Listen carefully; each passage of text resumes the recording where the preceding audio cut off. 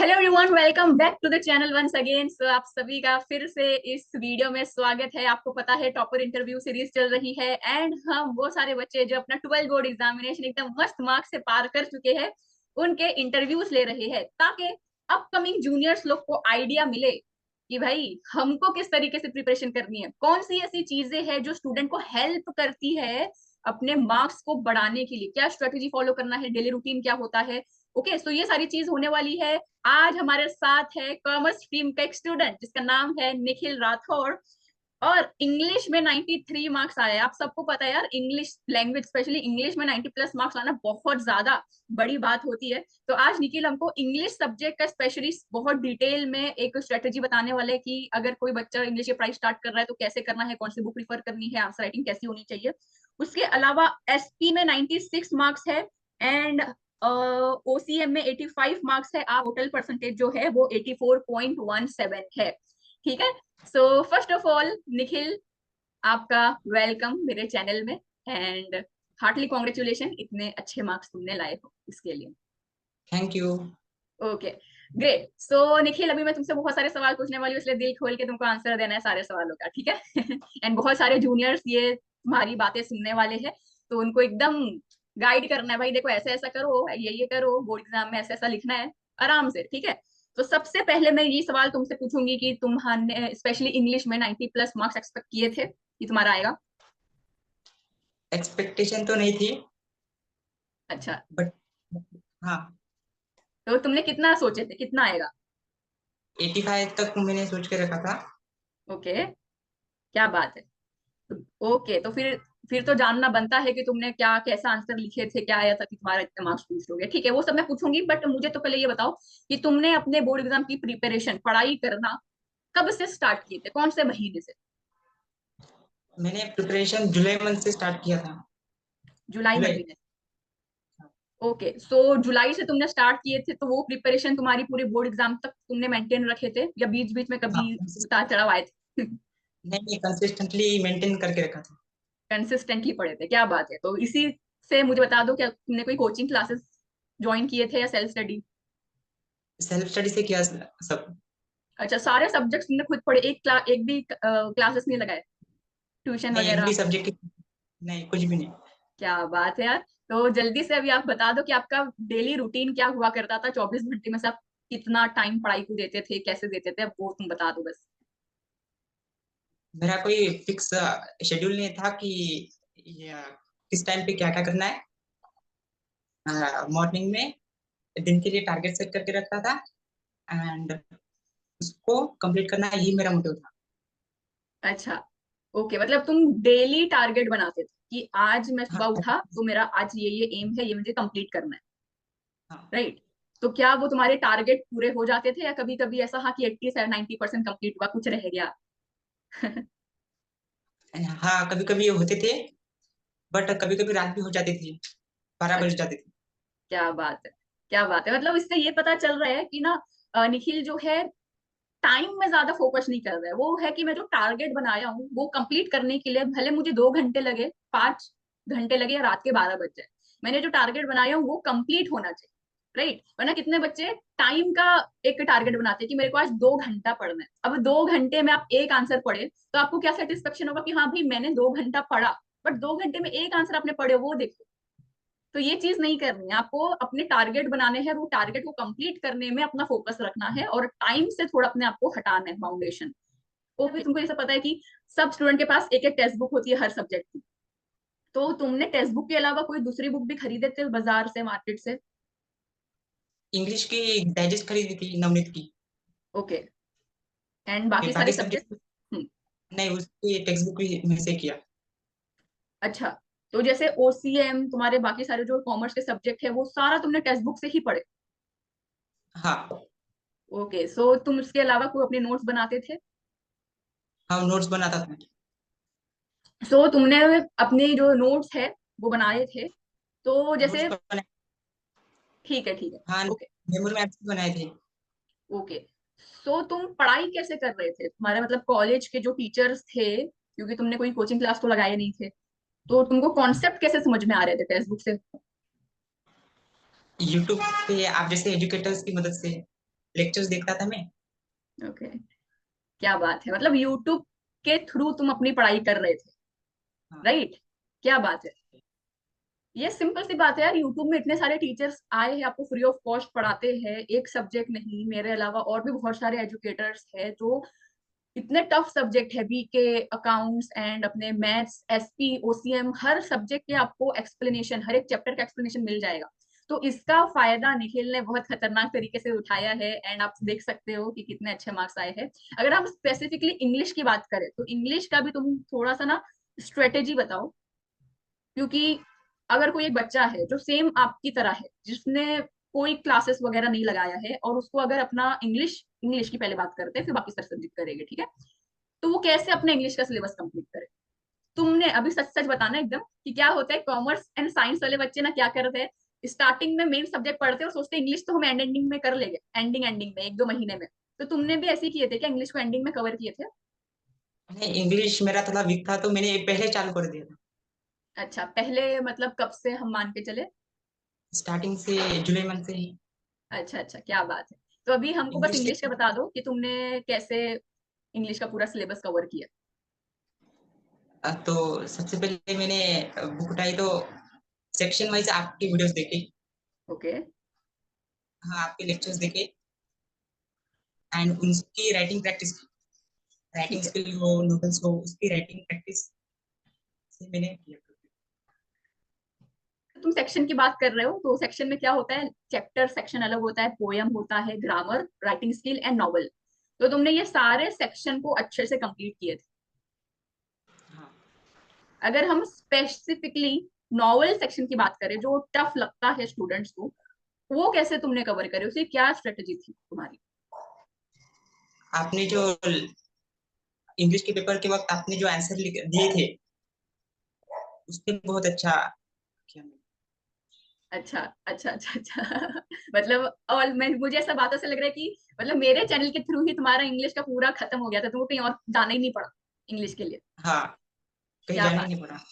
Thank you so much. और यहाँ पे मैं कोई निखिल से पहली बार मिल रही हूँ, मैंने निखिल को कोई पैसा वैसा नहीं दिया ये सब बोलने के लिए, वो खुद से बोल रहा है कि उसने मेरे चैनल से पढ़ा है ना निखिल?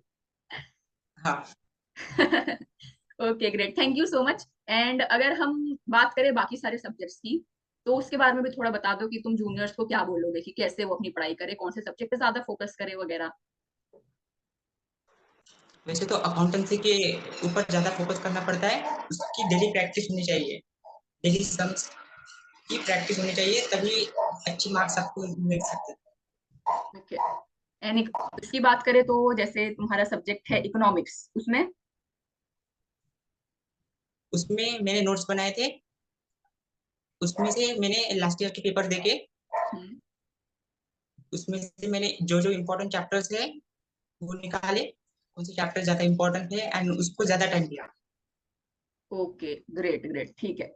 और अगर एसपी की बात करें, क्योंकि एसपी में सबसे ज्यादा मार्क्स हमारे आए हैं 96, तो अब एसपी का तो तुम बताओ डिटेल में कि क्या मतलब, जैसे कोई भी आंसर है वो आंसर तुम कैसे याद करें, पूरा सिलेबस कंप्लीट कैसे करें, वो थोड़ा बताओ। एसपी ने प्रैक्टिस की थी, सो उसी की वजह से ज्यादा मिली। एक मिनट, क्या तुम ये बात फिर से रिपीट करोगे? एसपी के लिए मैंने सबसे ज्यादा राइटिंग प्रैक्टिस की थी एंड राइटिंग प्रैक्टिस? उसकी ज्यादा राइटिंग प्रैक्टिस इम्पोर्टेंट है। अच्छा ठीक है, तो मतलब तुम कोई भी जैसे कोई चीज पढ़ते थे तो उसको समझ के पढ़ते थे, उसको याद करके लिखते थे? नहीं, पॉइंट वाइज उसको समझना पड़ता है। ओके, ठीक है ग्रेट, ओके। और अगर हम बात करें यूट्यूब की, जैसे तुमने इंग्लिश का तो मेरा बता दिया, बाकी सारे सब्जेक्ट्स का अगर तुम कोई यूट्यूब चैनल बताओ, जैसे एसपी के लिए तुमने बोला जैसे इंग्लिश के लिए तुमने मेरा चैनल देखे, वैसे ही बाकी सारे सब्जेक्ट के लिए तुमने कौन से यूट्यूब चैनल रिफर किए? एसपी के लिए मैंने अमोल कासार सर को देखा। उनके भी बहुत बढ़िया वीडियोस थे। अकाउंट के लिए हिमल सर को देखा। ओके, एंड इकोनॉमिक्स के लिए? इकोनॉमी के आपके ही चैनल पे। अच्छा, इकोनॉमिक्स भी मेरे चैनल से कवर किया, क्या बात है। यस, मैं इंग्लिश एंड इकोनॉमिक्स बहुत ज्यादा डेडिकेटेडली पढ़ाती हूँ, मतलब मेरे चैनल पे आपको इंग्लिश एंड इकोनॉमिक्स का पूरा सिलेबस मिल जाएगा। ठीक है, क्या बात है। और अगर अकाउंट्स, ओसीएम? ओसीएम का भी अमूल का सर से। ठीक है, क्या बात। ओके, ठीक है, ठीक है। अगर अभी हम बाकी सारे सब्जेक्ट को भूल जाए और इंग्लिश की फिर से बात करें, तो इंग्लिश में एक इम्पोर्टेंट पार्ट होता है ग्रामर, जो बहुत वास्ट टॉपिक है। तो वो ग्रामर का पार्ट तुमने कैसे कवर किए थे? आपकी एक वीडियो थी उसमें आपने इम्पोर्टेंट ग्रामर्स बताए थे, हम्म। तो मैंने उसकी लिस्ट बना ली एंड उसको प्रिपेयर करना स्टार्ट कर दिया आप ही के चैनल से। अच्छा अच्छा, क्या बात है। तो ये भी ग्रामर का भी ऐसे ही हो गया। ठीक है, ग्रेट। और अगर हम इसकी बात करें, आंसर राइटिंग, आंसर राइटिंग, क्योंकि at the end of the day एक बच्चा जो है पूरा का पूरा जो चीज साल भर पढ़ा है उसको लिखना है। तो तुम क्या बोर्ड एग्जाम में बैठने से पहले sample paper, model paper solve किए थे? हाँ किया थी। ओके, कितने सैंपल पेपर सॉल्व किए थे तुम बोर्ड एग्जाम में बैठने से पहले? एक ही सॉल्व किया था, अच्छा, एक सभी ही किए सब्जेक्ट के थे। एक एक। क्या बात है। हाँ। सही है यार, मतलब एक सैंपल पेपर सॉल्व करके तुम्हारा मस्त प्रिपरेशन होगी। ओके, ठीक है, ठीक है। और इंग्लिश की तुम मुझे आंसर राइटिंग प्रैक्टिस बताओ कि तुमने अपार्ट फ्रॉम, जैसे हम बोलते हैं ना कि हाँ ठीक है पैसेज को ऐसे सॉल्व करना है, राइटिंग स्किल में ऐसे ऐसे करना है नॉवल में, क्या तुम उसके अलावा कुछ एक्स्ट्रा चीज करके आए अपने पेपर में? क्योंकि 90+ मार्क्स तुमको कुछ एक्स्ट्रा करके ही मिला है। कुछ तो तुमने अलग उसके किया, लिए वो बस आ सीक्रेट खोल दो। पेपर प्रेजेंटेशन के ऊपर ज्यादा ध्यान दिया एंड जो इम्पोर्टेंट पॉइंट्स है उसके नीचे अंडरलाइन कर दी, जिसकी ओके, वजह से एग्जामिनर को समझ में आ जाए, जल्दी से समझ में आ जाए। अच्छा, क्या बात है। और अगर हम नॉवल सेक्शन की बात करें तो 2-2 मार्क्स का एक आंसर लिखना पड़ता है ना नॉवल में। तो वो तुम कितने अगर मैं लाइन पूछूं, क्योंकि बच्चे ये सारे सवाल मेरे से पूछते हैं कि 2 मार्क्स के लिए कितने लाइन का आंसर लिखना चाहिए, तो आप ही बता दो क्योंकि आपने 90+ लाए हो। तो तुमने कितने लाइन लिखे आए थे 2 मार्क्स के लिए? 6-7 लाइन तक लिख के आते हैं। अच्छा, नॉवल में 6-7 लाइन तुमने लिखे थे 2 मार्क्स के लिए। ओके। और पर्सनल रिस्पॉन्स तुमने कैसे अटेम्प्ट किए थे, जो क्वेश्चन आते हैं पर्सनल रिस्पॉन्स? पर्सनल रिस्पॉन्स की मैं थोड़ी प्रैक्टिस करके गया था गाइड में से, उसमें से क्वेश्चन को उठाया and खुद से सॉल्व करके देखना, सभी इसके पोएम्स एंड सब। ठीक है, ठीक है। और राइटिंग स्किल का भी बस बता दो तुम लास्ट की। जैसे 12 टोटल 12 राइटिंग स्किल है, तो वो तुमने कैसे सोचे थे कि मैं एग्जाम में जाके यही वाली राइटिंग स्किल अटेम्प्ट करूंगा, तो 12 में से सिर्फ 4 ही लिख के आनी है, तो उसका थोड़ा बता दो। उसके लिए मैंने आपकी वीडियो देखी थी, उसमें ड्राफ्टिंग वर्चुअल मैसेज अच्छा, ड्राफ्टिंग, बस। Virtual message, interview writing, speech writing and review writing, मैंने बोली थी ये 4 करके जाओ बस। हाँ, तो आपने यही 4 करके गए थे बस? इसी प्रैक्टिस करके गया था मैं। अच्छा, और बाकी सारी राइटिंग स्किल पढ़ के गए थे तुम घर से, या फिर उसको देखे ही नहीं, बोले जान दो वो मैं नहीं पढ़ा, यही 4 पढ़ के जाते हैं? देखा भी नहीं उसको। अरे वाह, क्या बात है, देखे ही नहीं। क्या बात है यार। तो फिर चलो ठीक है, तुम्हारा इतना माइंड तो क्लियर हो गया था कि मैं तो सिर्फ यही 4 राइटिंग स्किल पढ़ के जाऊंगा। तो फिर तुमने उसको कैसे पढ़े, क्योंकि सब राइटिंग स्किल में फॉर्मेट बहुत इंपॉर्टेंट होता है। तो फॉर्मेट तुमने कैसे उसको ध्यान में रखे एग्जाम से पहले? एग्जाम से पहले मैंने 6-7 सॉल्व कर गया घर से, तो फॉर्मेट दिमाग में बैठ गया। Okay, okay. हर राइटिंग स्किल का तुमने टॉपिक की प्रैक्टिस पहले से करके गए थे ताकि वो दिमाग में बैठ जाए और वैसे ही मैं लिख के आऊँ। ओके, ठीक है। और तुम्हारा जो पेपर है बोर्ड एग्जाम में पूरा कंप्लीट हुआ था या कुछ छूट गया था लिखते लिखते, एंड में कुछ क्वेश्चंस? नहीं, कुछ भी नहीं छूटा था, पूरा सभी अटेम्प्ट कंप्लीट। किए थे।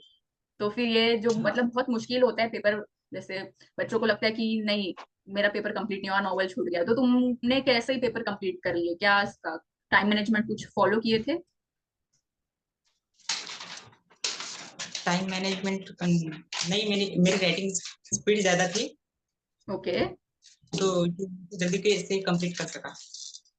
क्या बात है, मतलब राइटिंग स्पीड फास्ट रखे थे। मतलब स्टार्टिंग कितने बच्चे होते हैं स्टार्टिंग का 2 घंटा आराम आराम से लिखते हैं, और फिर जैसे ही पता चलता है अभी आधा घंटा बचा है बस पेपर, फिर उनकी स्पीड फास्ट होती है।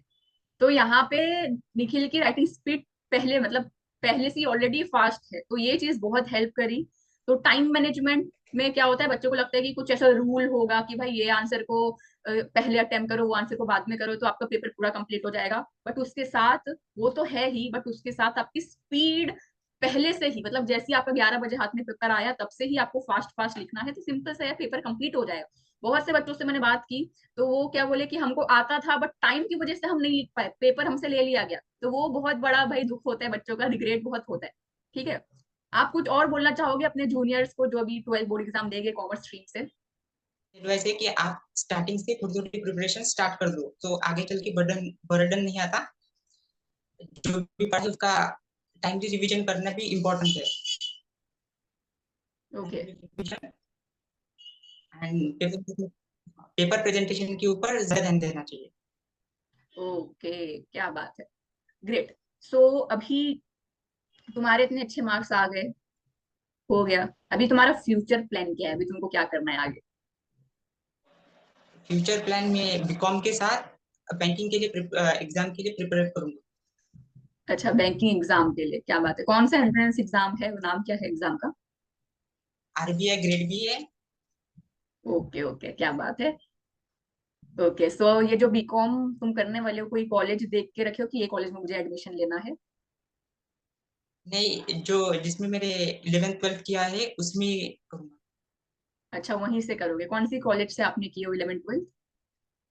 सुधाकर राव नाइक, सुधाकर राव नाइक कॉलेज अकोला में है। अकोला में?